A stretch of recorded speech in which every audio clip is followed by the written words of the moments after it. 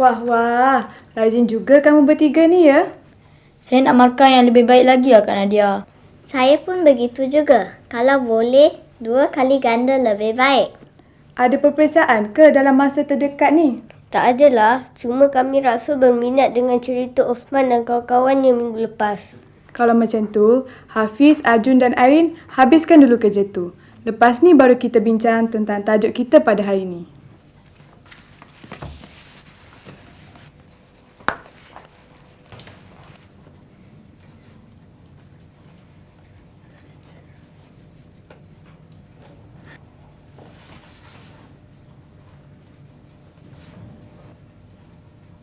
Terima Hafiz.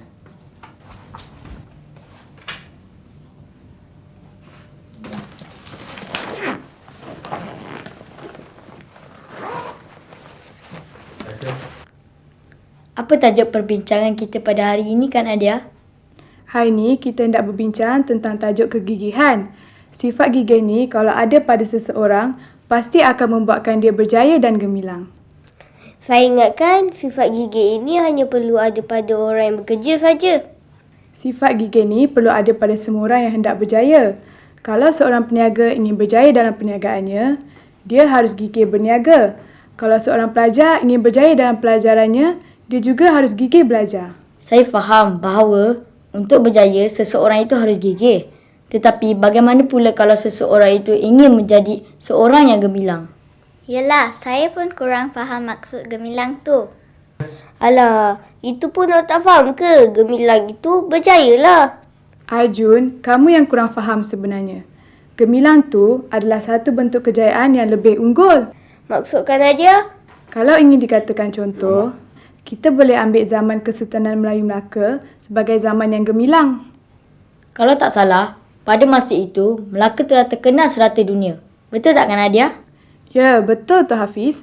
Zaman tu, Melaka dikatakan gemilang kerana kejayaan empayar perdagangan dan pelabuhannya dikatakan setaraf dengan kejayaan empayar-empayar besar yang lain.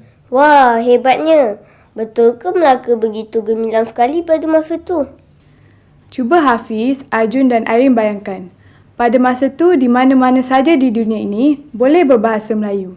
Sesiapa yang tidak tahu berbahasa Melayu sama seperti orang yang tidak tahu berbahasa Inggeris pada zaman sekarang. Wah. Tak sangka ya Kak Nadia. Tapi sekarang ni mampukah kita jadi gemilang seperti zaman Melaka itu? Sudah tentu kita mampu. Sekarang ni pun Malaysia telah bergerak ke arah tu. Malaysia telah terkenal di serata dunia. Macam mana nama Malaysia boleh terkenal pula, Kak Nadia? Bukankah Malaysia ada menganjurkan acara-acara besar dunia seperti perlumbaan F1 di Litar Sepang, tempat pelancongan indah seperti di Sabah dan Sarawak. Kita juga ada mercu tanda yang hebat seperti Menara KLCC, lapangan terbang KLIA, Putrajaya dan semua ni membuatkan Malaysia terkenal di serata dunia. Kalau kita hendak sampai ke tahap gemilang ini Kak Nadia, apa lagi kita mesti buat? Bagus soalan kamu tu Arjun. Untuk menjawab soalan kamu tu, apa kata kita ke segmen sketsa kita untuk lebih memahaminya.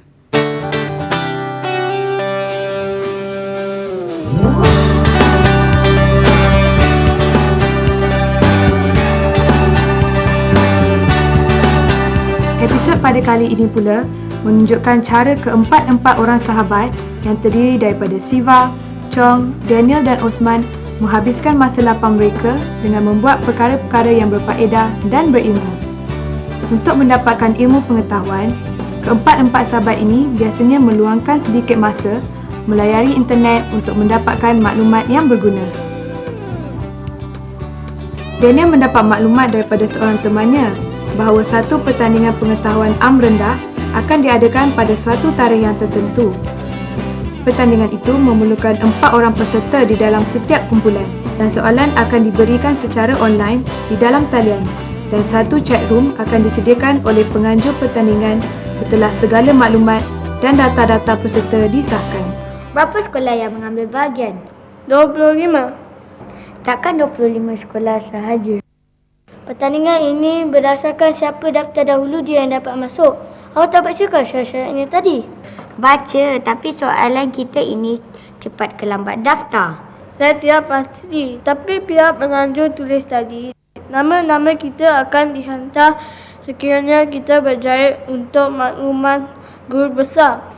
Kalau guru besar bersetuju, beliau akan diminta memberikan tanda tangan dan maklumat sekolah sebagai tanda setuju. Ada wang pendaftaran bukan?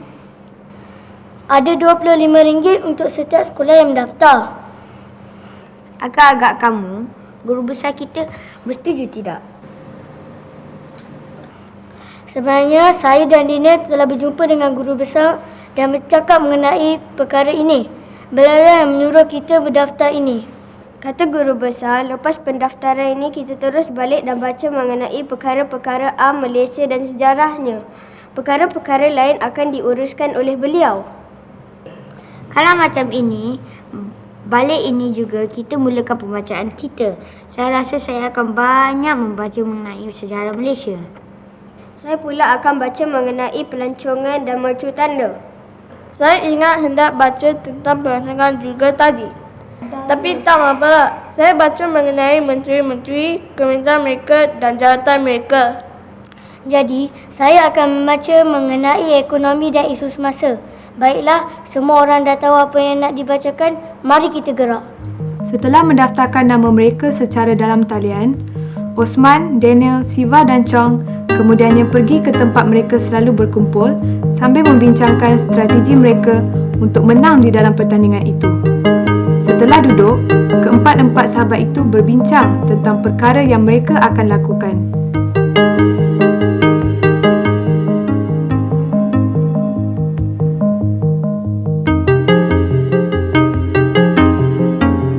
Keinginan untuk menang membuatkan keempat-empat orang sahabat itu berusaha dengan bersungguh-sungguh dan serius. Mereka telah mendapatkan nota-nota di perpustakaan, membaca surat khabar, membaca buku-buku sejarah, melihat peta-peta pelancongan serta mengambil tahu mengenai semua menteri dan bidang kerja mereka.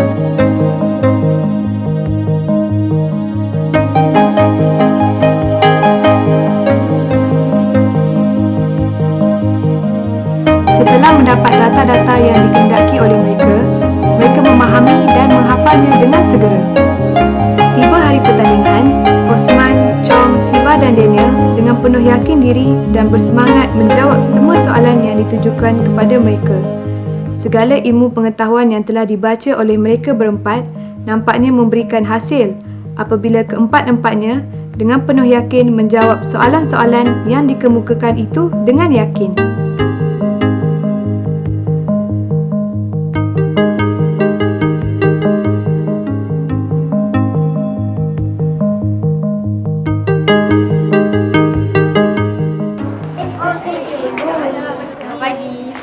Syabas daripada saya untuk kamu berempat. Kamu telah mengharumkan nama sekolah ini. Terima kasih, cikgu.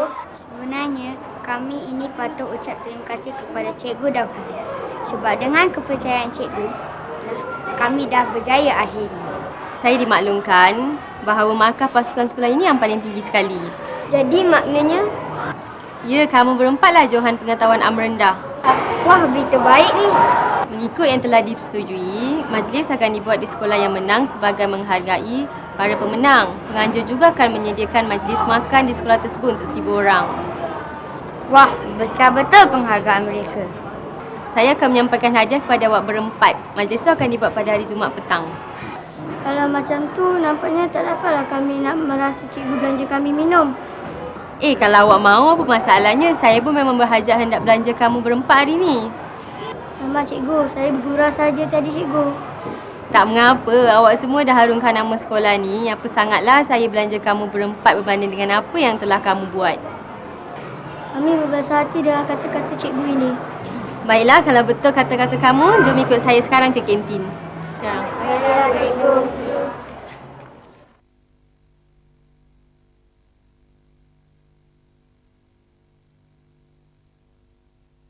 Kerana ketekunan mereka itu, akhirnya ganjaran yang diterima oleh keempat-empat orang sahabat itu adalah suatu kemenangan yang besar. Tanpa disangka-sangka, hadiah yang dimenangi oleh mereka berempat adalah hadiah pelancongan ke tempat-tempat menarik di dalam negara dan setiap orang menerima wang sagu hati sebanyak RM500. Macam mana adik-adik? Daripada drama tadi, Adik-adik faham tak apa yang dimaksudkan dengan kegigihan tangga kecemerlangan? Gigi berusaha untuk mencapai kejayaan. Kamu pula Irene? Saya dapati Osman itu bijak membahagi-bahagikan tugas. Adakah itu termasuk dalam ciri-ciri kecemerlangan Kak Nadia? Ya, betul. Hal itu dikenali sebagai kebolehan mengurus. Sebenarnya tugas mengurus ni sangat berat tau. Oleh kerana itu, kecemerlangan juga boleh diukur dengan kebolehan mengurus. Artinya, bukan semua orang mampu mengurus dengan baik lah. Saya rasa kerana kebolehan mengurus Osman itulah, maka kumpulan itu mampu berjaya sebagai kumpulan yang gemilang. Ya, betul cakap Irene tu. Ada sesiapa tahu apa moto kegemilangan Malaysia? Kalau tak salah saya, motonya ialah cemerlang, gemilang dan terbilang.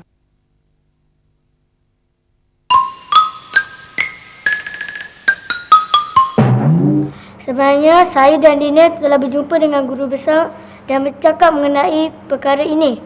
Beliau yang menyuruh kita berdaftar ini.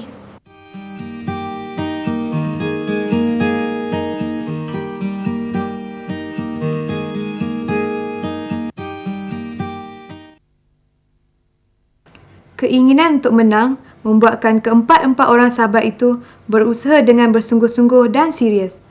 Mereka telah mendapatkan nota-nota di perpustakaan, membaca surat khabar, membaca buku-buku sejarah, melihat peta-peta pelancongan serta mengambil tahu mengenai semua menteri dan bidang kerja mereka.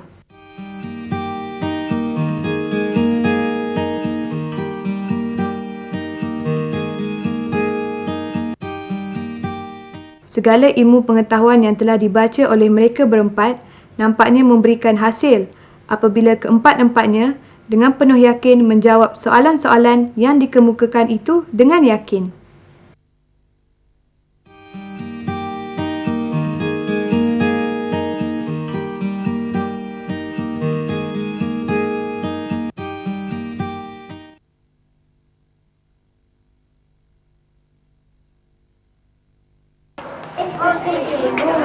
Selamat pagi.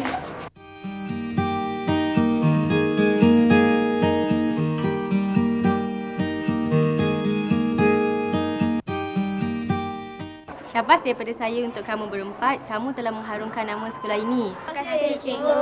Sebenarnya kami ini patut ucap terima kasih kepada cikgu dahulu. Sebab dengan kepercayaan cikgu, kami dah berjaya akhirnya.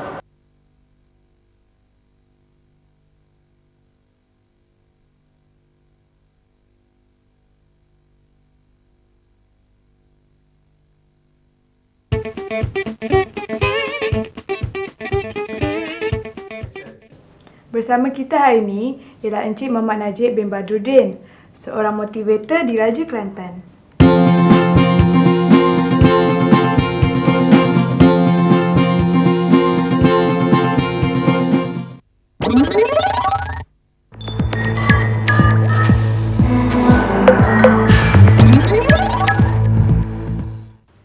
Assalamualaikum Encik Najib, apa khabar? Waalaikumsalam. Apa khabar adik-adik? Saya baik saja. Khabar baik. Kami di sini ingin menemu ramah Encik Najib mengenai bagaimana kemahiran belajar boleh membantu seseorang pelajar itu menjadi lebih cemerlang.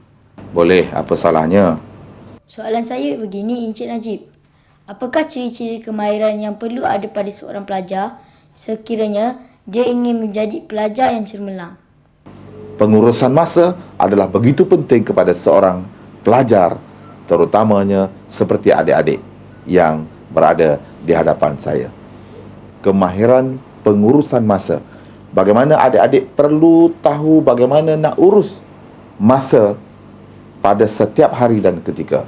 Dari bermula pada awal pagi, bangun, pergi ke sekolah, balik sekolah, co-curriculum, pergi tuition, menyiapkan kerja sekolah, beriadah, makan, sembahyang, seterusnya sehinggalah sebelum tidur kita semak balik apakah tugasan yang perlu kita lakukan pada esok hari dan kita perlu laksanakan dengan sempurna. Yang kedua adalah kemahiran belajar. Adik-adik perlu mendapat satu kemahiran penting Dan ini perlu mengikuti kursus ataupun menghadiri seminar ataupun dengan bimbingan guru-guru dan orang-orang dewasa. Bagaimana cara kita nak belajar? Terdapat berbagai teknik, tips, kaedah, peraturan bagaimana untuk kita belajar. Bermula daripada kita membaca frasa, maklumat awal, memberi konsentrasi di dalam bilik darjah, membuat kerja rumah, membina nota ringkas, membuat ulang kaji, membuat soalan, berfikir, menjawab soalan dan mengulang kaji soalan sekali lagi, membuat nota ringkas, membuat peta minda ataupun mendapat buku-buku tambahan bacaan melalui buku ataupun melihat melalui internet bagaimana kaedah rahsia untuk belajar. Seterusnya adalah kemahiran komunikasi. Kita mesti belajar bagaimana untuk berkomunikasi dengan orang yang lebih dewasa, dengan guru, dengan ibu bapa, dengan kawan-kawan. Ini adalah asas penting bagaimana kita nak jadi seorang pelajar yang cemerlang. Dan seterusnya adalah pengurusan emosi. Kita perlu latih dan belajar bagaimana nak mengawal emosi supaya kita tidak terlalu emosi bila memikirkan, melakukan, membuat sesuatu perkara. Ini adalah satu perkara yang begitu penting bagaimana untuk menjadikan kita seorang pelajar yang cemerlang. Encik Najib, apakah buruk dan baiknya melayari internet bagi seorang murid? Dan apakah maksud dunia tanpa sepadan? Dalam zaman dunia yang penuh dengan cabaran global dan langit terbuka hari ini, di antara kebaikan kita melayari internet, pertama sekali adalah ilmu dan maklumat. Banyak lautan ilmu dan maklumat berada di dalam alam internet. Kita cuba dapat simpan, salin, cetak dan dokumentasikan bahan-bahan dan maklumat-maklumat yang ada dalam sistem internet. Kerana ini akan membantu kita memahami, menjadi orang yang lebih berpengalaman dan berpengetahuan. Yang kedua adalah kemahiran bahasa Inggeris. Sudah tentu kita berkomunikasi dengan komputer berlandaskan bahasa Inggeris. Jadi nak pastikan yang kita dapat menguasai bahasa Inggeris dengan baik, kita dapat berinteraksi dengan komputer dengan baik, kita mesti menggunakan internet dan internet akan membantu kita menguasai bahasa Inggeris. Tetapi dari satu segi, keburukan menggunakan internet ini, yang pertama sekali adalah kita buang masa dengan laman-laman web yang tidak sesuai dengan kanak-kanak, seperti laman web anasir subversif, laman web yang mencabar dan melanggar akidah agama, laman-laman web yang bertentangan dengan akhlak peradaban. Dan ini perlu kita elakkan dan perlu kita runding serta mendapat bimbingan serta penyeliaan orang dewasa setiap kali kita bekerja dengan laman web, internet dan komputer. Seterusnya, maksud dunia tanpa sempadan ini adalah merupakan satu penggunaan teknologi. Apabila kita berinteraksi dengan internet, kita sudah boleh pergi ke seluruh alam maya ini. Kita boleh pergi ke Amerika Syarikat, kita boleh pergi ke negara China, kita boleh pergi ke Arab Saudi, kita boleh pergi ke bulan, kita boleh berhubung dengan sesiapa saja di alam ini. Dan itu sebab mengapa kita panggil sebagai sistem dunia tanpa sempadan apabila kita bekerja dengan internet. Encik, saya ingin tahu bagaimana kemahiran dan sikap gigih dalam belajar boleh membantu seseorang pelajar itu selepas dia tamat persekolahannya. Yang pertama sekali adalah semua kemahiran-kemahiran ini dengan sikap yang gigih diamalkan di alam persekolahan. Selepas alam persekolahan, ianya akan menjadi satu amalan, akan membina watak yang sangat membina kepada seorang pelajar dan kepada adik-adik. Sekiranya kita rajin, kita mempunyai sikap yang membina, kita mengamalkan amalan-amalan yang baik, maka kita akan direstui oleh orang tua, orang dewasa, guru, dan akan terbawa menjadi amalan dalam kehidupan kita. Semua amalan-amalan ini, yang pertama sekali, ianya akan menjadikan kita seorang yang berwatak dan mudah, senang didampingi oleh orang lain. Yang kedua, kita akan menjadi seorang yang mudah menyelesaikan masalah dan halangan yang ada di hadapan kita. dan kita akan menjadi seorang yang penuh dengan kemahiran dan kecekapan. Ini memudahkan kita mendapat kerja, memudahkan kita naik pangkat, memudahkan kita berurusan dengan sesiapa saja, menjadikan kita seorang yang penuh dengan karisma, watak kepimpinan yang baik, dan ini menjadikan kita seorang yang berjaya dalam kehidupan kita seharian dan di dalam alam kerja kita nanti. Sekian wabillahi taufik. Wassalamualaikum warahmatullahi taala wabarakatuh.